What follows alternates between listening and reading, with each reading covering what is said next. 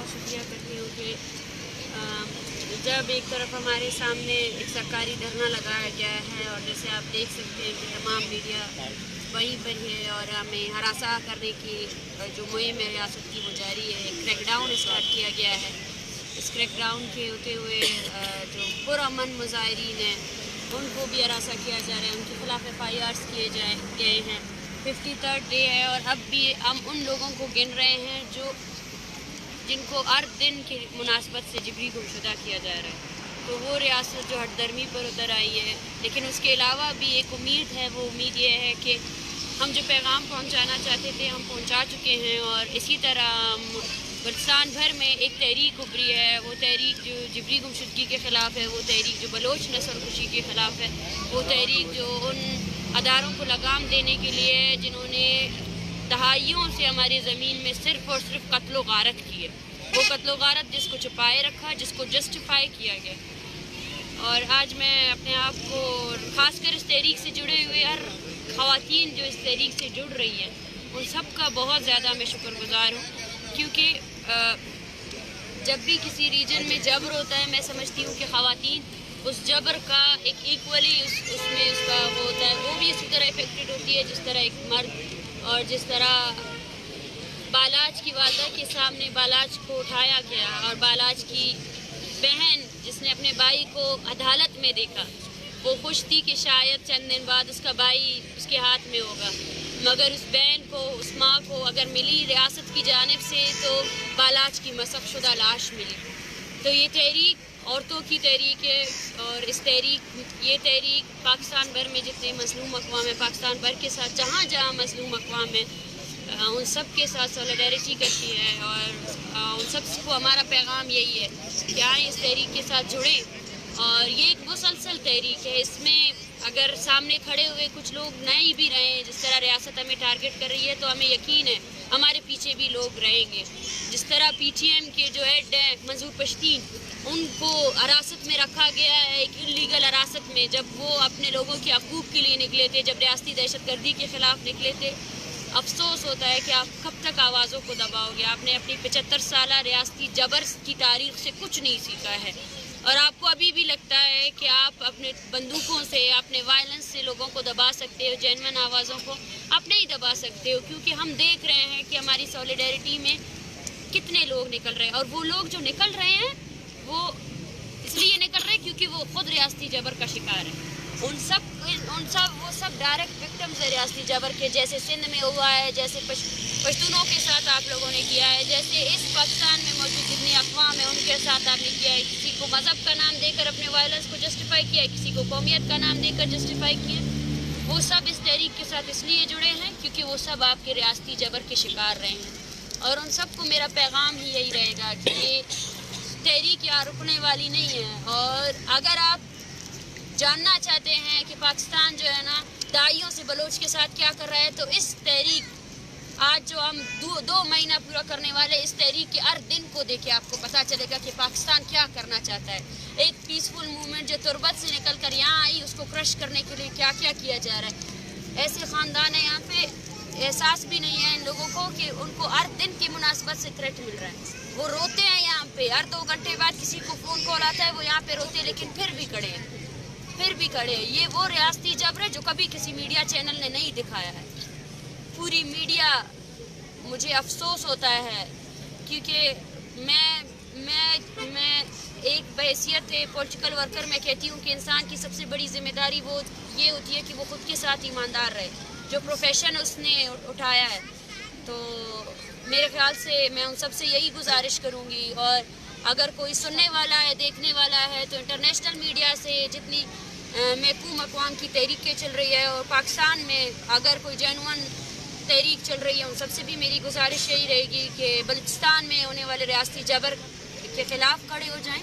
बलूचिस्तान में जो हो रहा है उसके ख़िलाफ़ हमारे तहरीक के साथ जुड़े। और इस तहरीक के बाद भी ये तहरीक एक मुसलसल तहरीक के तौर पर उभरी है और जहाँ जहाँ ये तहरीक जाएगी वहाँ वहाँ मज़लूम अक़वाम की जो मज़ाहमती तहरीक है उसकी हिमायत करेगी। और बलोच, पश्तून, सिंधी और जितने भी यहाँ पे मज़लूम अक़वाम हैं उनकी नस्ल कुशी पर आपको खामोशी इख्तियार नहीं करनी चाहिए, आपको बोलना चाहिए। دیر از اے ڈفرینس بٹوین پیٹریاٹزم اور جو ہے نا پیٹریاٹزم ہونے کے ساتھ ساتھ جو ہے نا انسان ہونے میں بہت زیادہ فرق ہوتا ہے. اگر آپ کی پیٹریاٹزم انسانیت کے درمیان آ رہی ہے تو ابھی آپ کو سوچنا پڑے گا کہ آپ کی حب الوطنی اگر یہ ہے کہ آپ بلوچوں کی نسل کشی پر خاموش ہو جائے, پشتونوں کی نسل کشی, سندھیوں کے ساتھ جو آپ کر رہے ہو تو آپ حب الوطن نہیں ہو, آپ ایک غیر انسانی عمل کے ساتھ جڑے ہوئے ہوتے ہیں.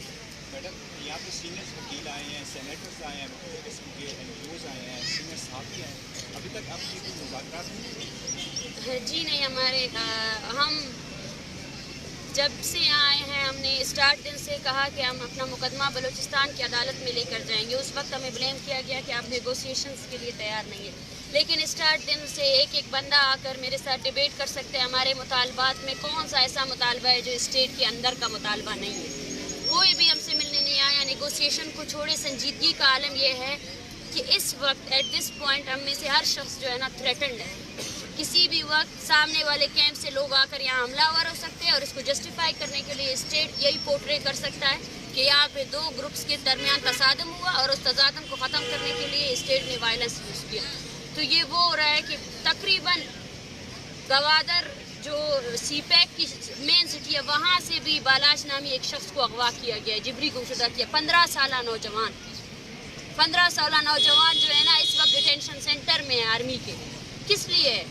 کیا آپ ایک ایک بندے کو ڈیٹین کرنے کے لیے جو پیسے آپ لوگ بٹورتے ہو کب تک بٹورو گے؟ وہ تو لاوارث نہیں ہے نا, وہ انسان ہے, ان کے خاندانے ہیں جن کو آپ نے سالوں سے الگ کیا ہوا ہے. یہ سوچ آپ تک نہیں آئے گی. سنجیدگی کا عالم تو یہ ہے کہ وہ جو جینوئن مطالبات ہیں ان کو حل کرنے کے بجائے اور لوگوں کو اپنے ڈیٹینشن سینٹرز میں ڈال رہے ہیں. جو لوگ پرامن طور پر نکلے ہیں, لیاری میں ایک ساتھ 2000 لوگوں کا FIR کیا گیا. آوارہ میں عورتیں جب نکلتی ہے پروٹیسٹ کرنے کے لیے, انہی عورتوں کو لاٹھیوں سے ریاستی ڈیتھ اسکواڈ مارتے ہیں. وہ ریاستی ڈیتھ اسکواڈ جو قتل و غارت کر رہے ہیں ہمارے لوگوں کا, ہمیں مار رہے ہیں. ان کو پشت پناہی کس کی ہے یہ سب جانتے ہیں, پشت پناہی کس کی ہے. اور ایک فیک میڈیا ٹرائل کیا جا رہا ہے ہمارے سب ساتھیوں کا, میرا, سمی دین کا, جتنے بھی لوگ یہاں کھڑے ہیں اس سب کو تھریٹن کیا جا رہا ہے کہ کل کو ان میں سے کسی کو بھی کچھ ہوتا ہے اس کی ذمہ داری نہ یہ ریاست بلکہ میں سمجھتی ہوں کہ اس ریاست کے اندر جتنے ہیومن رائٹس آرگنائزیشنز ہیں وہ سب بھی اس کے ذمہ دار ہوں گے. کہ اتنا بڑا ایک پیسفل موومنٹ چلا, اس موومنٹ کے جینوئن مطالبات کو حل کرنے کے بجائے اس موومنٹ سے منسلک جو خاندان ہیں ان کو ہراساں کیا جا رہا ہے. اس موومنٹ سے منسلک جو پولیٹیکل ایکٹیوسٹ ہے اور انسانی حقوق کے کارکن ہیں ان کو بھی ہراساں کیا جا رہا ہے. اور یہ تمام چیزیں میڈیا دیکھ رہی ہے. پہلے تو بولتے تھے کہ بلوچستان پتہ نہیں کیا کون سا میڈیا ہے جو دیکھ رہا ہے. آپ کے اسلام آباد میں بیٹھے ہیں, ہم دیکھیں ہمارے ساتھ کیا ہو رہا ہے.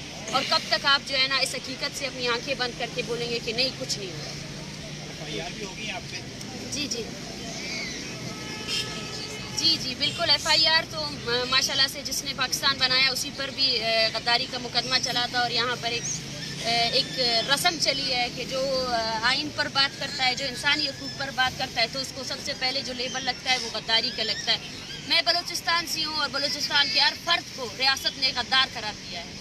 اور اگر اپنے ملک کے لیے بات کرنا یا اپنے لوگوں کے لیے بات کرنا, اپنی زمین کے لیے بات کرنا غداری ہے, تو میں سمجھتی ہوں بلوچستان کا ملک سمیت بلوچستان کا ہر فرد غدار ہے. اور اس لیبل کو لینے کے لیے میں ریاست کو بولتی ہوں کہ آپ کی سب سے بڑی ناکامی ہے کہ آپ وہ لوگ جو شاید بلوچ ایک ایسی قوم ہے جس کو آپ اگر تھوڑا سا محبت دیتے تو وہ آپ کے لیے دیکھیں. آپ لوگ اس شہر اقتدار میں کتنے دھرنے ہوئے ہیں جو اقتدار کے لیے ہوئے ہیں, کتنے دھرنے ہوئے ہیں جو وسائل کے لیے ہوئے ہیں.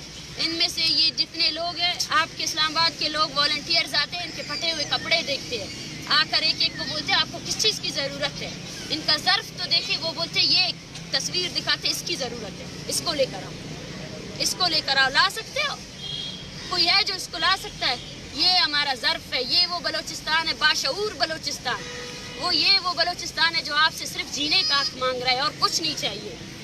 لے لو اپنے سارے وسائل, لے لیے آپ نے, اور بھی لے لو. تم لوگ کے پیٹ نہیں بھریں گے, مجھے یقین ہے. تم لوگ کے جرنلوں کی بھی پیٹ نہیں بھریں گے. جتنا تم لوگ کھا چکے ہو, جتنا تم لوگوں نے KPK میں کھایا ہے, جتنا سندھ میں کھایا ہے, اس سے زیادہ تم لوگ کھا لو, لیکن تم لوگ بس نہیں کرو گے. لیکن ہماری جو ایک جینون مطالبہ ہے وہ یہی ہے کہ ہم اپنے لوگوں کے لیے نکلے ہیں, اپنے جینون رائٹس کے لیے نکلے, اپنے سرزمین کے لیے نکلے, اور اپنے سرزمین پر ہونے والے قتل و غارت کے لیے نکلے, کے خلاف نکلے.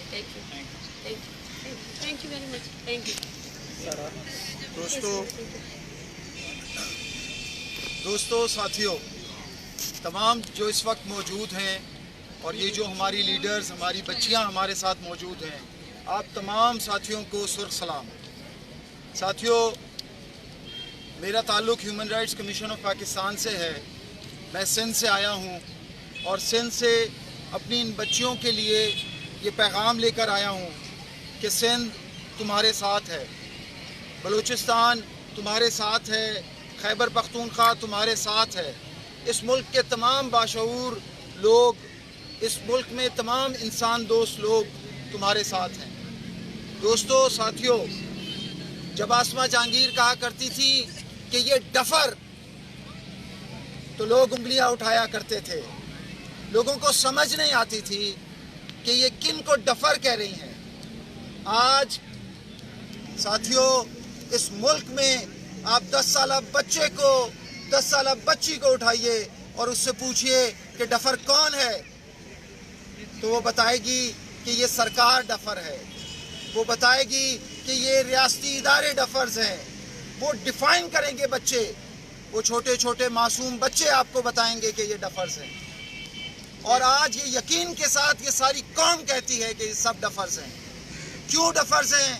کہ ان کے پاس یہ موقع تھا کہ جب مہارنگ بلوچ، جب سمی ان سے یہ مطالبہ کر رہے تھے کہ ایک ریاست دو دستور، یہ بہت آسان تھا ہماری ریاست کے لیے کہ ان بچیوں کو بٹھاتی، ان سے بات کرتی اور ان کو کہتی کہ یہ ہیں تمہارے وہ لوگ کہ جو غائب تھے۔ وہ ریاست دیکھیے، human rights commission of Pakistan day first سے غائب افراد کے لیے کام کر رہا ہے۔ جب ڈاکٹر امداد نے کراچی پریس کلب کے سامنے بھوک ہڑتال کی تھی، لوگوں کو یاد ہوگا کہ اس نے وہ بھوک ہڑتال کیوں کی تھی اس وقت۔ وہ بھوک ہڑتال اس دن سے لے کر آج یہ 2 دہائیاں گزر چکی ہیں۔ آج بلوچستان کا ہر دوسرا گھر اس جبری اغوا کے اس عذاب سے گزر رہا ہے۔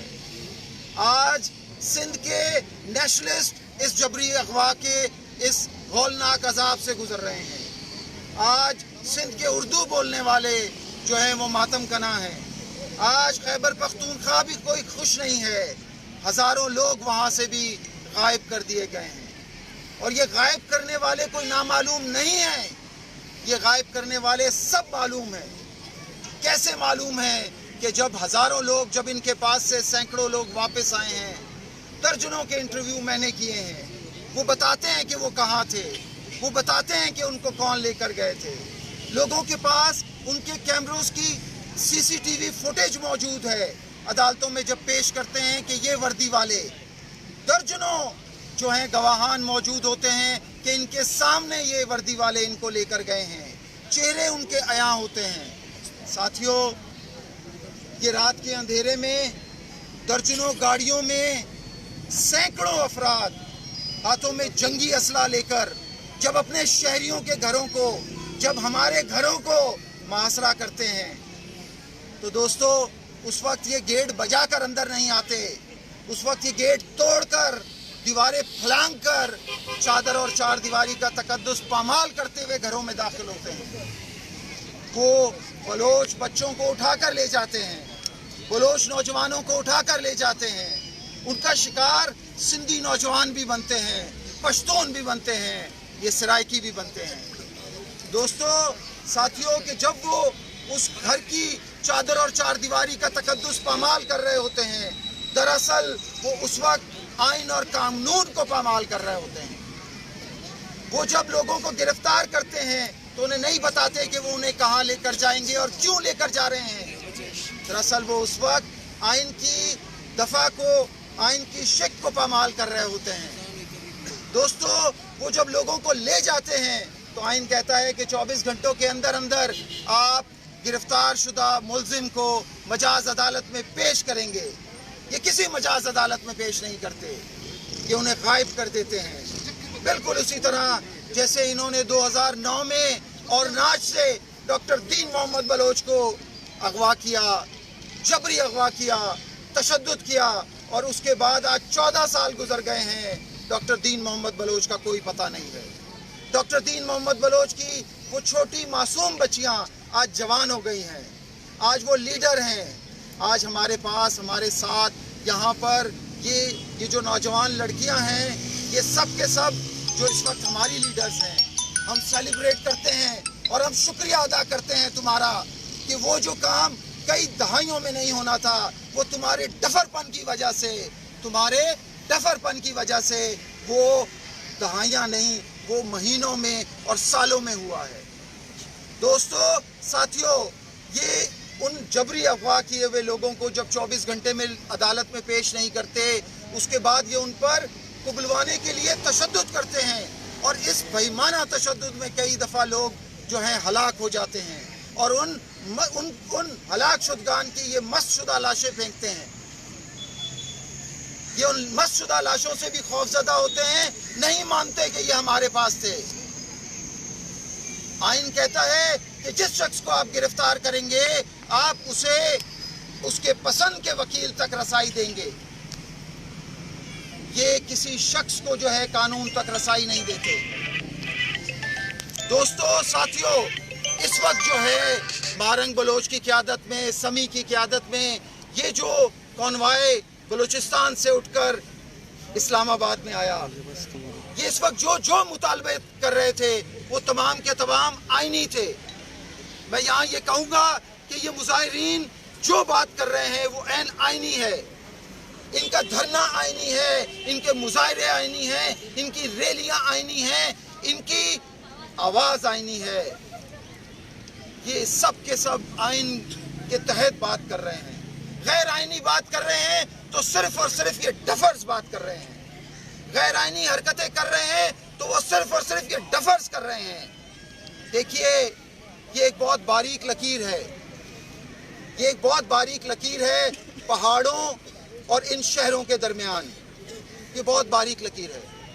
लोगों को आप मजबूर कर रहे हैं कि वो इस बारीक लकीर को अबूर करें और पहाड़ों पे चढ़ जाएं। लेकिन देखिए, ये आप लोगों के लिए समझने का मुकाम है कि आज खैबर पख्तूनख्वा में भी वो एक कॉल पे जहां लाखों लोग जमा होते हैं,